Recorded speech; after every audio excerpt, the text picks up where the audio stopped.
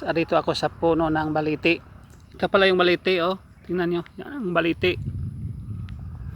Ito ako sa tabi ng lawa. Dati resort po ito. Kaya lang na sara kasi walang nagmamanage dito. Resort po ito. Sa amin, dito sa amin, sa Barangay Biswangan. Ito po yung lawa. Lawa ng Lakewood. Visto Resort po ito. Yan. Dati resort yan. Kaya lang na sara kasi walang nagmamanage dito. Ito yung baliti.